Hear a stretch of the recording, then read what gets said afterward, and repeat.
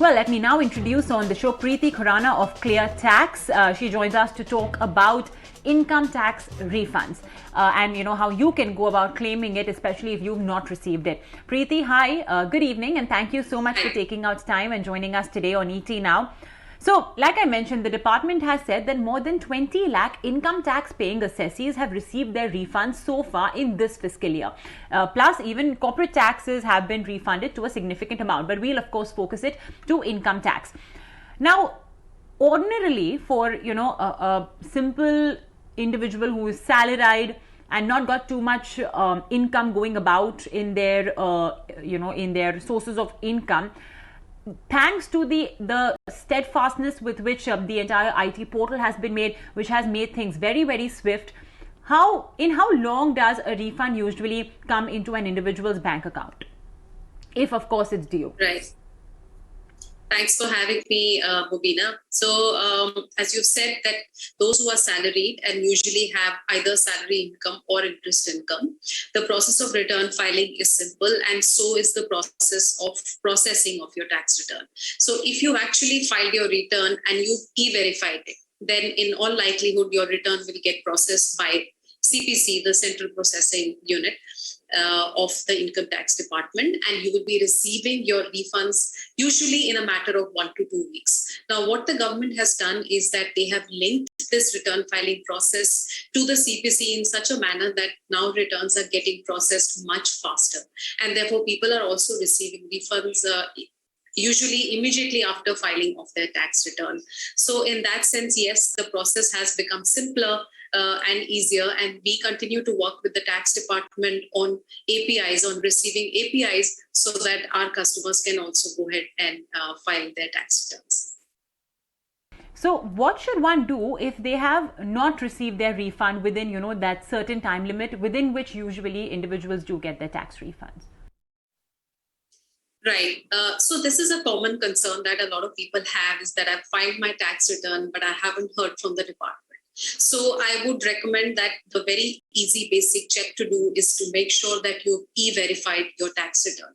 You can check the status from the Income Tax Department website, or you can even look up your emails and you'll find an acknowledgement has been received, what we call the ITR V, which means that you have verified your tax return successfully. If you have not verified, it actually means that you have not properly submitted your tax return and it will not be processed. Therefore, make sure you e-verify. It can be easily done through online banking, and there are various other means prescribed. That's the first bit.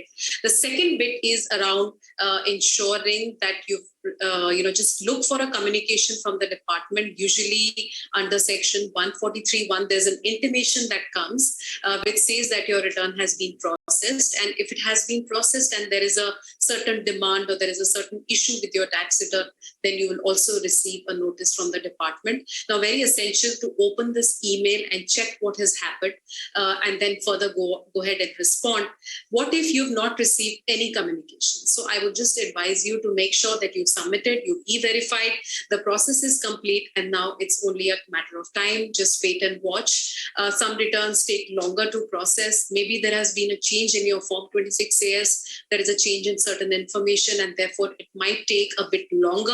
But usually, if you've done all of these steps, your return should be processed in a timely manner. I just want to sort of reiterate on some of the things you mentioned there, Preeti. One of the most common things was that if you have not e-verified your return, many times we forget to do that. We file the return, and because e-verification can be done later as well, we tend to put it aside. That's not the best thing, because since you're sitting on filing a return, you might as well finish that as well. But if you could encapsulate in total what are the common mistakes people may have made in their return as well, because of which the refund may not have been processed, even though it's a fairly simple return. It's not too complicated. So if you could encapsulate all of that, through which maybe our assessees and individuals as well can go back, check their return and spot those errors. Sure, Mubina. I think what we've noticed very commonly is that people tend to ignore certain amounts of TDS that appears in their tax return. Now, it's very, very important to claim it, and now there is a mechanism to make sure that you've claimed all the TDS, but at the same time, remember to report the corresponding income. Say if you've received certain money from somebody who's ended up deducting TDS, now you will claim the TDS against your total tax dues, but it's also very, very relevant to make sure that you include the corresponding income. I think that's a mistake that a lot of people make.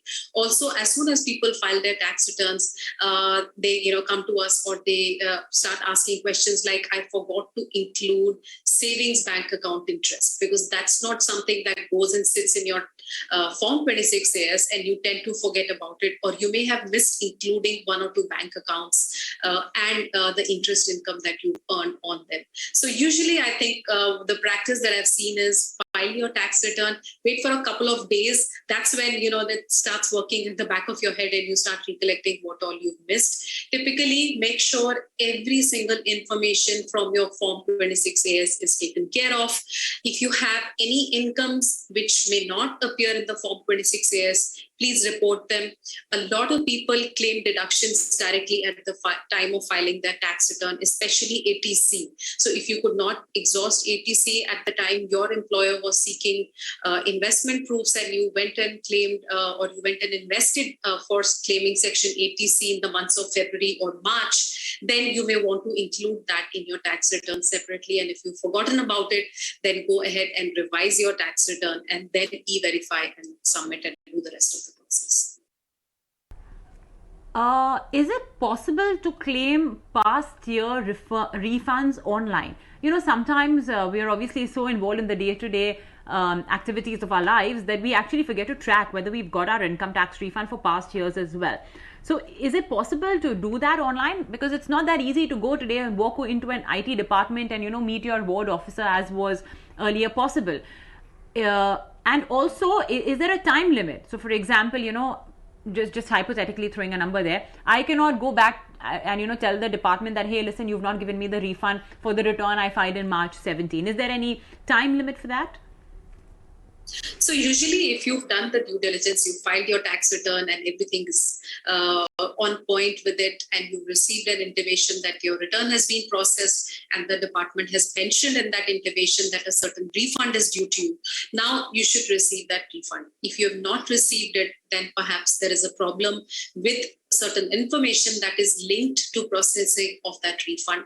Now you should go ideally on the income tax department website, and I know not all of these functionalities are live, but you can actually go onto the website and try to locate what the reason is. Perhaps it's got something to do with your bank account, or there is certain information they are seeking and you've not responded to them. In the earlier portal, one could respond to all queries online. So just explore if there is a certain issue. Also, the income tax officer has the power to adjust your refunds against your demands. So let's say in this financial year, when you're filing your tax return, you end up with a tax demand. And in the previous year, you had a refund. So the tax officer has the powers to adjust that refund against your demand, and that might also happen. So usually it's a really good practice that if you have a refund situation, find out what is the cause of the delay. Is it at the bank's end? Sometimes we've noticed that taxpayers don't receive refunds if they have not, their bank accounts are not active. So if your bank account is deactivated, it's dormant, you've not done KYC, then you may be facing a situation there. So make sure that you've done your KYC, there's everything going fine at the bank's end, and then go and explore what happened with your refund, and make sure you get it processed as soon as possible, so that you don't end up in a scenario where your demands have been adjusted against your refunds, and then you're struggling to verify all of this information.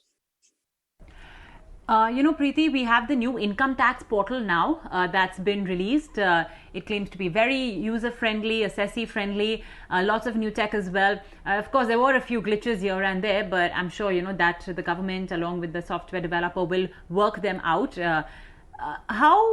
What's the new portal like now in terms of the easiness with which assessees can check their income tax refund status?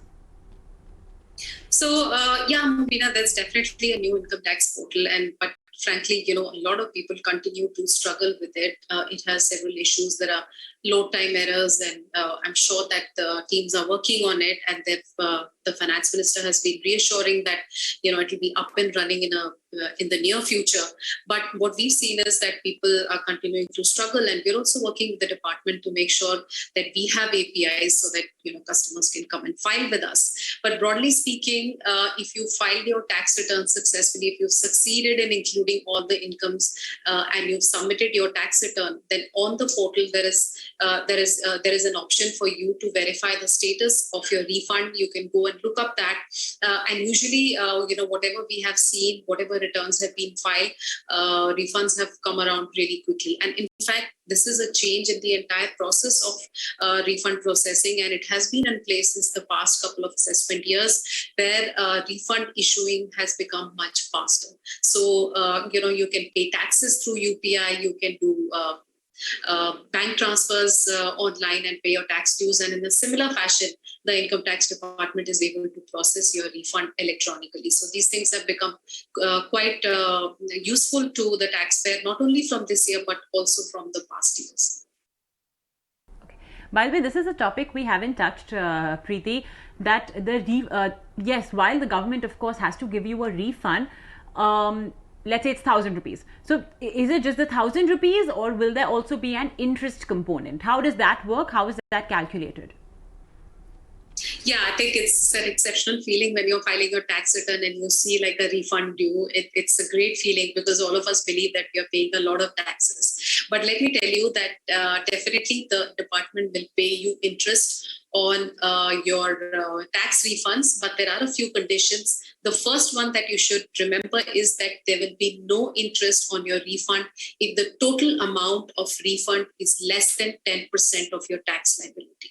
So look at your tax liability. If its refund is less than 10%, then you will not receive any interest. That's the first thing. The second thing is that whatever interest you are earning on your refunds are fully taxable. Right? So it will go and appear in your Form 26AS. And next year, when you go and file your tax return, you will see that you'll have to report it as an income under the head other sources, and you'll even pay tax on the interest you earn on the refund, if at all you do earn an interest. Now, that's the first bit. The second bit is to make sure that you file your tax return before the due date. Now, if you file your tax return before the due date, then the department pays you an interest from the 1st of April of the assessment year until you file your tax return. But if you don't file by the due date, then whenever you file your tax return from that date till the date of processing of refund, you will get your interest. So in any case, it's really small. It's simple interest at the rate of 6% per annum, which works out to roughly 0.5%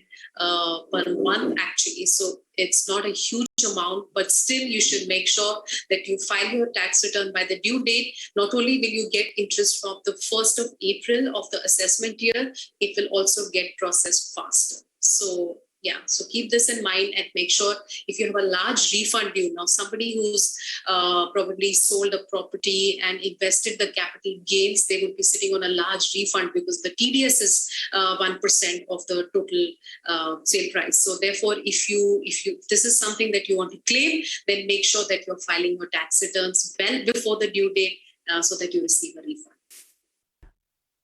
All right. Well, Preeti, it was a pleasure having you with us. Thanks so much for joining us today on The Money Show and, just breaking down sometimes the entire complexities that come around with claiming an income tax refund. Thanks once again. Thank you.